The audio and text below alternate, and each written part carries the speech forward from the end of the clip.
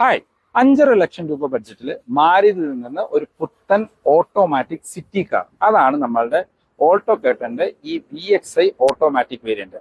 Alto കേട്ടൻ ശരിക്കും നമുക്ക് 3 വേരിയന്റുകളാണ് ലഭിക്കുന്നത്. LXi ബേസ് വേരിയന്റ്, പിന്നെ VXiയിൽ ഓട്ടോമാറ്റിക് വരുന്നുണ്ട്, പിന്നെ VXi പ്ലസ് അതിൽ ഓട്ടോമാറ്റിക്. അത്ര വാഹനങ്ങളെ നമുക്ക് ലഭിക്കുന്നുള്ളൂ. അതിൽ VXiയിലും VXi പ്ലസിലും ഓട്ടോമാറ്റിക്കും അവൈലബിൾ ആണ്. അപ്പോൾ ഈ കാറിന്റെ ഓൺ റോഡ് പ്രൈസ് എത്രയാണ്, എന്തെല്ലാം ഫീച്ചേഴ്സ് ആണ് ഈ കുഞ്ഞൻ കാറിൽ മാരുതി കൊടുത്തിരിക്കുന്നത്, ഡീറ്റെയിൽ ആയിട്ട് ചെക്ക് ചെയ്തിട്ടുണ്ടോ. 5,50,000 രൂപ ബഡ്ജറ്റിൽ ഒരു സെക്കൻഡ് ഹാൻഡ് കാർ നോക്കുന്നവർക്കോ, അതല്ലെങ്കിൽ ഒരു സിറ്റി കാർ അല്ലെങ്കിൽ വീട്ടിലേക്കുള്ള ഒരു സെക്കൻഡ് കാറായിട്ട് നോക്കുന്നവർക്കോ കൺസിഡർ ചെയ്യാൻ പറ്റുന്ന ഒരു ബെസ്റ്റ് വാഹനമാണ് നമ്മളുടെ മാരുതിയുടെ ഓൾട്ടോ കേട്ടൻ. അത് ഓട്ടോമാറ്റിക് നമുക്ക് സെക്കൻഡ് വേരിയന്റ് തൊട്ട് അവൈലബിൾ ആണ്. ഇതിന്റെ ഒരു മെയിൻ ആയിട്ടുള്ള ഒരു ഹൈലൈറ്റിന്റെ മൈലേജ് തന്നെയാണ്. കാരണം പെട്രോൾ വാഹനത്തിന് 25 കിലോമീറ്റർ ആണ് കമ്പനി പറയുന്ന മൈലേജ്. അതിൽ CNG ആണെങ്കിൽ 33 കിലോമീറ്ററുമാണ് കമ്പനി പറയുന്ന മൈലേജ്. ഇതിൽ പെട്രോൾ വാഹനത്തിന് ആവറേജ് ഒരു 20-നും 22-നും ഇടയ്ക്ക് മൈലേജും, CNGക്ക് 30-നടുത്ത് മൈലേജും നിങ്ങൾക്ക് ലഭിക്കും. അപ്പോൾ അത്യാവശ്യം ഓട്ടോ ഉള്ള ഒരാളാണ്, നിങ്ങൾക്ക് ഡെയിലി ഓഫീസിൽ പോകാനും മറ്റു കാര്യങ്ങൾക്കുമായിട്ട് ഒരു സെക്കൻഡ് കാർ നോക്കുന്നുണ്ട്, അതൊരു ഫ്യൂവൽ എഫിഷ്യന്റ് വാഹനമായിട്ട് വേണമെങ്കിൽ ഈ ഒരു ഓൾട്ടോ കേട്ടൻ നോക്കാം. ഇതിന്റെ CNG ഒക്കെ ആണെങ്കിൽ ഇപ്പൊ നാട്ടിലെ EV വാഹനങ്ങളുടെ കോസ്റ്റിലോ അതിൽ താഴെ ചെലവിലോ നിങ്ങൾക്ക് ഈ വാഹനം ഡെയിലി യൂസ് ചെയ്യാനായിട്ട് പറ്റും.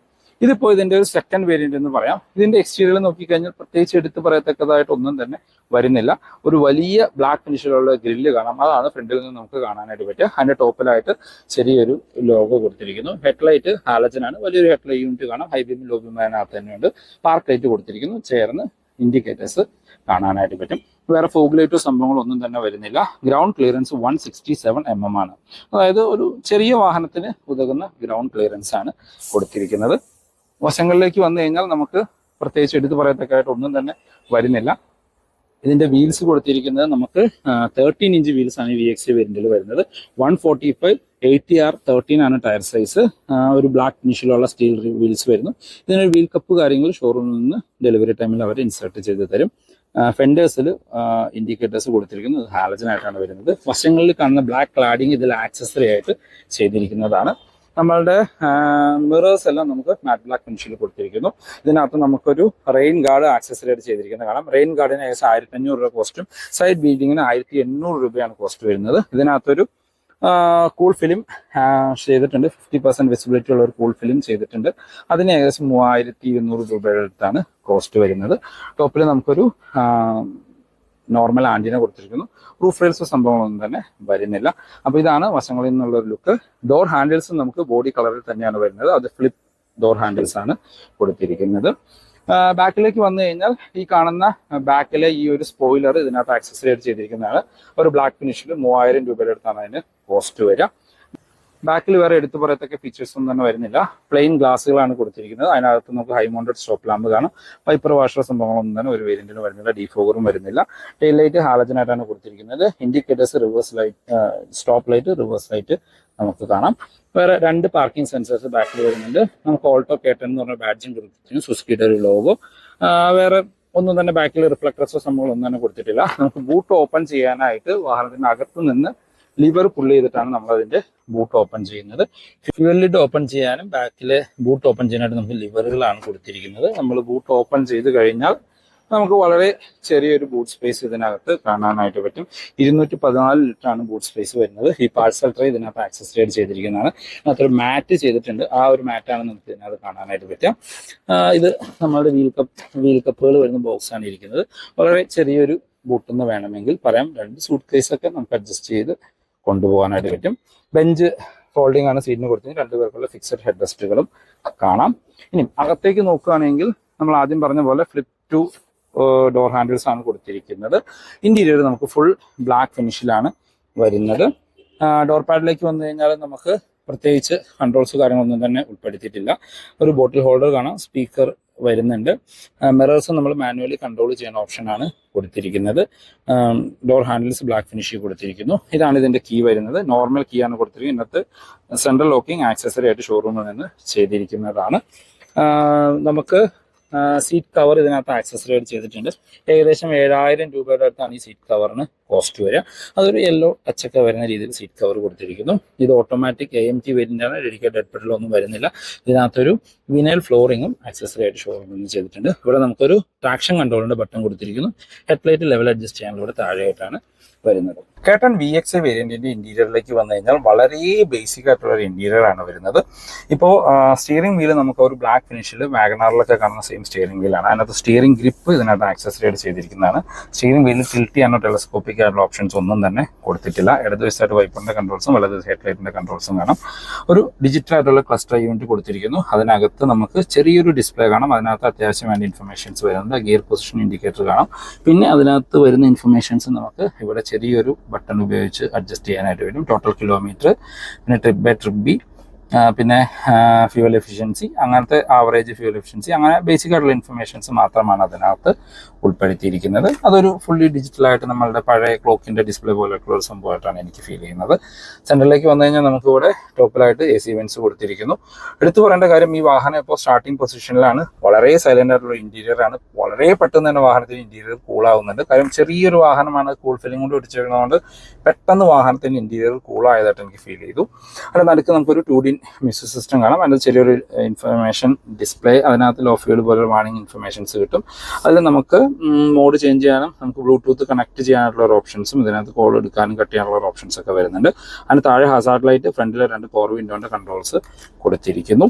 താഴേക്ക് വന്നു കഴിഞ്ഞാൽ മാനുവൽ AC കൺട്രോൾസ് കാണാം. ഇവിടെ 12 വോൾട്ടിന്റെ ചാർജിങ് പോർട്ട് ഉൾപ്പെടുത്തിയിട്ടുണ്ട്. ഇതിനകത്ത് നമുക്ക് USB കണക്ട് ചെയ്ത് മ്യൂസിക് പ്ലേ ചെയ്യാനും ഓക്സിലറി കണക്ട് ചെയ്യാനുള്ള ഓപ്ഷനും ഇതിനകത്ത് വരുന്നുണ്ട്.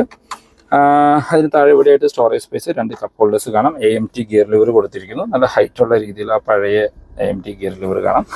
നമുക്ക് സെൻറ്റർ ആംബ്രസ്റ്റ് കാര്യമൊന്നും തന്നെ വരുന്നില്ല. ഹാൻഡ് ബ്രേക്ക് ലിവർ കൊടുത്തിരിക്കുന്നു. കാണാൻ നല്ല ഭംഗിയുള്ളൊരു സീറ്റ് കവർ ഇതിനകത്ത് ചെയ്തിട്ടുണ്ട്. ഇപ്പോൾ 6 എയർ ബാഗ് വരുന്നതുകൊണ്ട് വശങ്ങളിലേക്ക് ആ സീറ്റ് കവറിൻ്റെ കവറിംഗ് ഒന്നും തന്നെ വരുന്നില്ല. സീറ്റ് ബെൽറ്റ് ഹൈറ്റ് അഡ്ജസ്റ്റ് ചെയ്യാനുള്ള ഓപ്ഷൻസ് ഒന്നുമില്ല. ഫിക്സഡ് ഗ്രാബ് ഹാൻഡിൽസ് ആണ്. ക്വാർട്ടർ വെസൽ സൺവൈസേഴ്സ് വിത്ത് ഒന്നുമില്ല. നമ്മൾ മാനുവലി കൺട്രോൾ ചെയ്യേണ്ട IRVMs ആണ്. അകത്ത് റീഡിംഗ് ലൈറ്റുകൾ അത് ഹാലജനായിട്ട് കൊടുത്തിരിക്കുന്നു. ഡ്രൈവർ സൈഡിലും സൺവൈസേഴ്സ് വിത്ത് ടിക്കറ്റ് ഹോൾഡർ പോലും ഉൾപ്പെടുത്തിയിട്ടില്ല. ഗ്ലോ ബോക്സ് നോക്കുകയാണെങ്കിൽ വളരെ ചെറിയൊരു ഗ്ലോ ബോക്സ് കാണും. വാഹനത്തിന്റെ സൈസിന് ഓക്കെ ഗ്ലോ ബോക്സ് എന്ന് പറയേണ്ടി വരും. കൂൾഡ് ഫീച്ചർ സംഭവങ്ങളൊന്നും തന്നെ അതിനകത്ത് വരുന്നില്ല.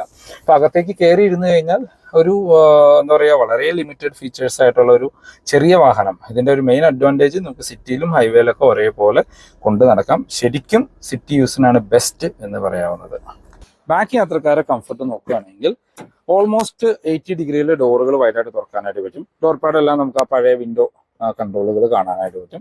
വേറെ എടുത്ത് പറയത്തക്ക കൺട്രോൾസ് ഒന്നും തന്നെ ബാക്കിലേക്ക് ഉൾപ്പെടുത്തിയിട്ടില്ല. ഇപ്പോൾ ഫ്രണ്ട് സീറ്റ് എക്സാക്ട് എൻ്റെ ഹൈറ്റിനാണ് ഞാൻ അഡ്ജസ്റ്റ് ചെയ്തിരിക്കുന്നത്. എന്നിട്ട് ഞാൻ കയറി ഇരുന്നാലും എൻ്റെ നീറും എനിക്ക് വേണമെങ്കിൽ ഒരു സെൻറ്റിമീറ്ററിൻ്റെ ന്യൂറും ബാലൻസ് കാണാം. നമുക്ക് ബാക്കിലെ സീറ്റിൽ ഒരു ഓക്കെ കംഫർട്ട് എന്ന് പറയാൻ പറ്റും. തൈ സപ്പോർട്ടൊക്കെ കമ്പാരിറ്റീവ്ലി മോശമാണ്. ഇപ്പോൾ ഈ സീറ്റ് കുറച്ചും കൂടി ബാക്കിലേക്ക് ഇറക്കിയിട്ടാണെങ്കിൽ എൻ്റെ ഹൈറ്റിലുള്ള ഒരാൾക്ക് ബാക്കിൽ അത്യാവശ്യം കൺജസ്റ്റഡ് ആയിട്ട് തന്നെ ഫീൽ ചെയ്യും.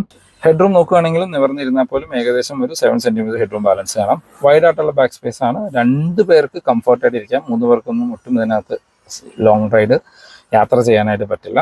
ബാക്കിലേക്ക് നമുക്ക് ഫിക്സഡ് ആയിട്ടുള്ള ഗ്രാബ് ഹാൻഡിൽസ് ആണ് കൊടുത്തിരിക്കുന്നത്. ഇതിനകത്ത് ഈ പാർസൽ ട്രേ ആക്സസറി ആയിട്ട് ചെയ്തിരിക്കുന്നതാണ്. ഓൾട്ടോ കേട്ടന്റെ സേഫ്റ്റി ഫീച്ചേഴ്സിലേക്ക് വന്നാൽ ഇപ്പോൾ 6 എയർ ബാഗ് സ്റ്റാൻഡേർഡ് ആണ്.